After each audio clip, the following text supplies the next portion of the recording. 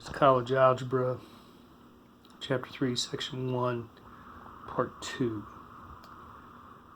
This is example from 9 from the book 212, and it says find the domain of each function. Well, when we're looking for the domain of functions, two questions we've got to ask ourselves. Number one, is there a denominator? If there's a denominator, then that value cannot be 0 because that would make it undefined. Second question is, does it have a square root?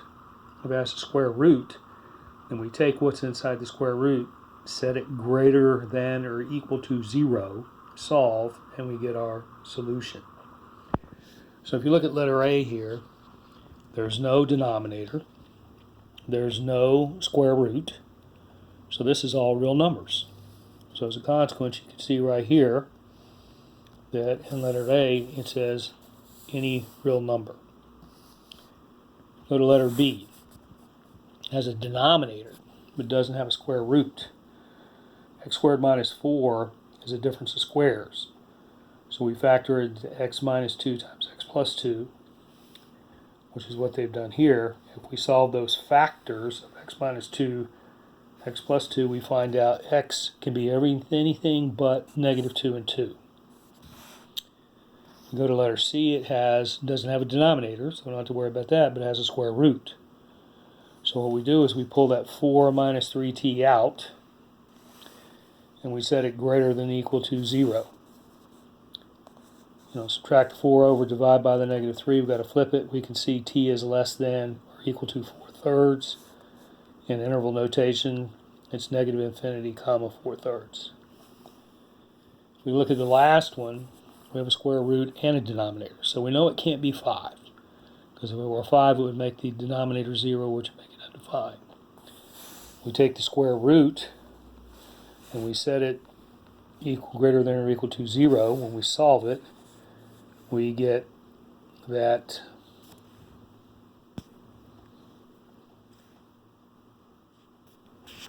we get that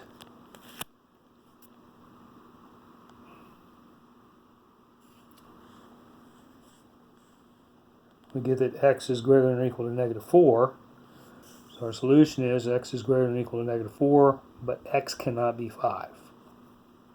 The last part of this section deals with the sum function, the meaning if you can add two functions together, which is collect like terms.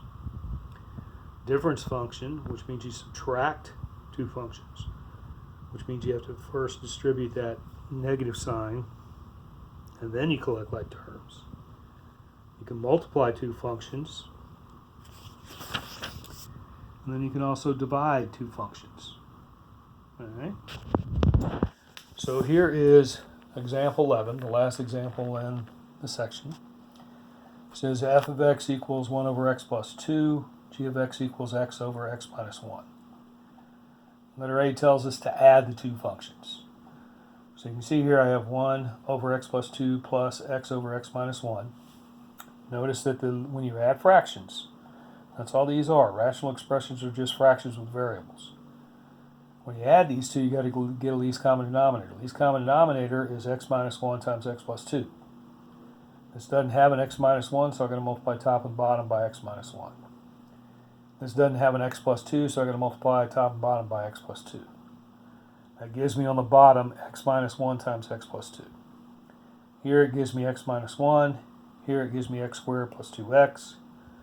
Collect like terms. I get my final answer, x squared plus 3x minus 1 over x minus 1 over x plus 2. Can't reduce it. The top trinomial is not factorable, so leave it alone. And leave the bottom, the denominator, in factor form. Then you don't have to multiply it out. Part B says we're going to subtract them.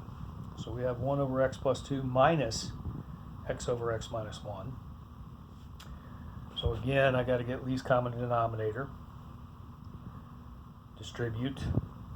Collect like terms. Negative x squared minus x minus 1 over x minus 1 times x plus 2. Really pretty simple. Okay. Part C says we're going to multiply.